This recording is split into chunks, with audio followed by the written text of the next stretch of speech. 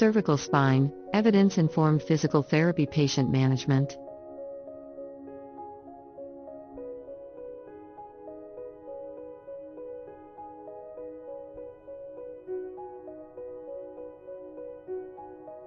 Learning objectives.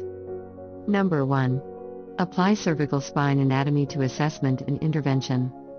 Number 2. Identify self-report questionnaires and examination techniques.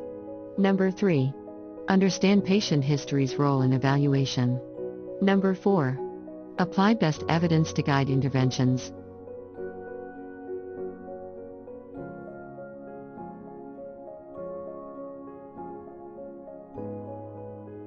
Cervical vertebrae and discs.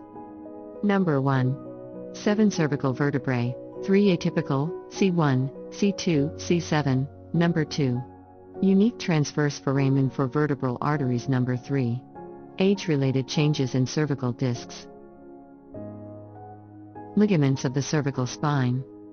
Important ligaments: anterior longitudinal, posterior longitudinal, interspinous, supraspinous, ligamentum flavum, intertransverse. Unique ligaments: nuchal, transverse, alar, cruciate, tectorial membrane. Muscles of the cervical spine. Anterior muscles: SCM, rectus capitis, longus capitis, longus colli.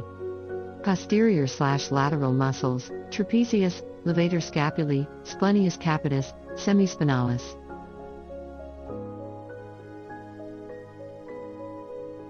Neurovascular structures. Common carotid arteries bifurcate into internal and external carotid arteries. Vertebral arteries travel through transverse foramen. Kinesiology and biomechanics. Primary motion at O joint, flexion/extension. A joint, primarily rotation. Lower cervical spine allows motion in all directions. Clinical examination overview.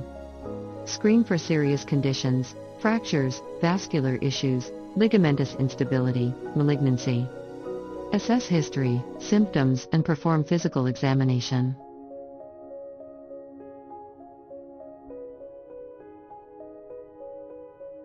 Screening for serious conditions.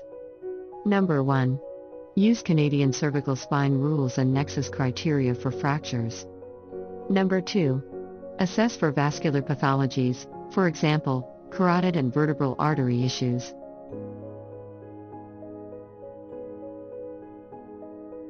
Screening for ligamentous instability. Assess transverse and alar ligaments using sharp Purser and alar ligament tests. Look for symptoms like severe headaches, muscle spasms, and neurologic signs.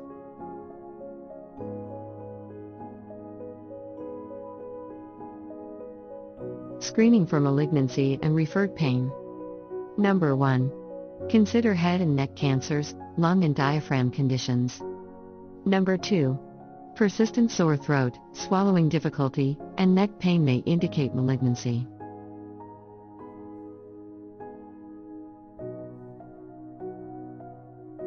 Psychosocial factors in screening. Number 1.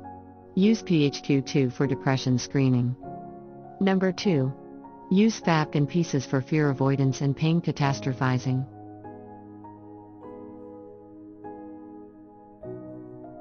Outcome measures.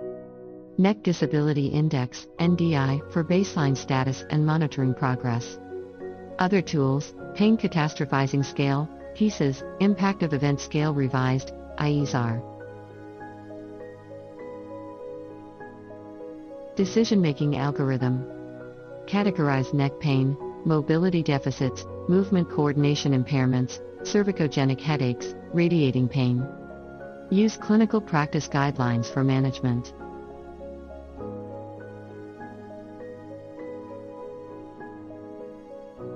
Interventions for mobility deficits. Number 1.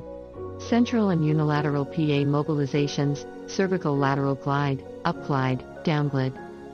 Number 2. Thoracic spine manipulations.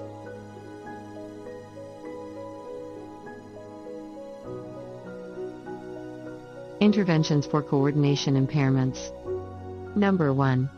Deep neck flexor training. Number 2. Focus on motor control and stabilization exercises.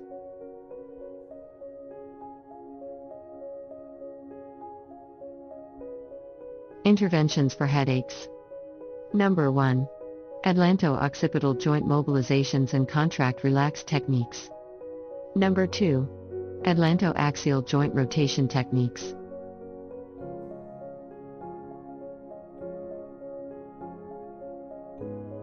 Interventions for radiating pain.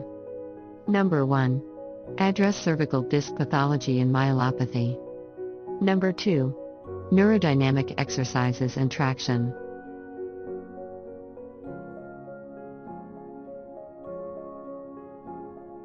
Case scenarios. Number 1. Apply concepts through clinical case scenarios. Number 2. Evaluate patient history, perform assessments, and determine interventions.